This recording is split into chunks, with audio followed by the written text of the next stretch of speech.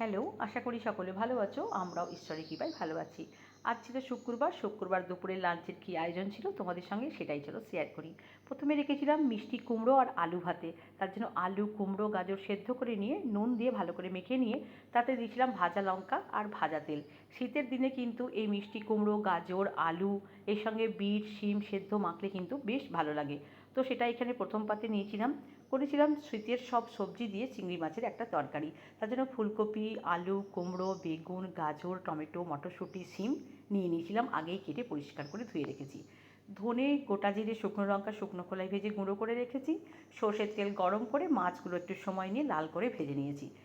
ওই তেলের মধ্যে গোটা জিরে, তেজপাতা, শুকনো লঙ্কা ফোড়ন দিয়ে ফোড়নটা হালকা ভেজে নিয়ে দিয়েছি একটা ছোট পেঁয়াজ কেটে। পেঁয়াজটা একটু নেড়ে চেড়ে নিয়েছি লাল হওয়া অবধি।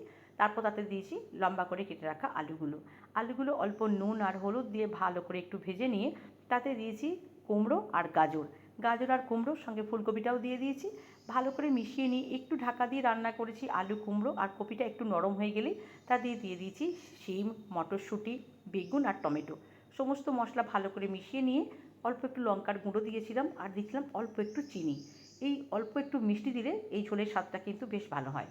তারপরে প্রয়োজন মতো জল দিয়ে দিয়েছি। ফুটে উঠলে মাছগুলো দিয়ে ঢাকা দিয়ে মিনিট 3-4 রান্না করেছি।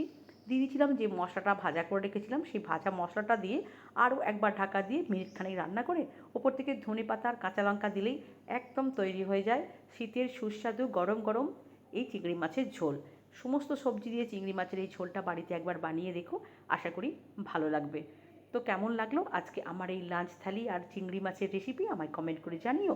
ভালো লাগলে লাইক করো, শেয়ার করো, কমেন্ট করো। ভালো থেকো সকলে, টাটা।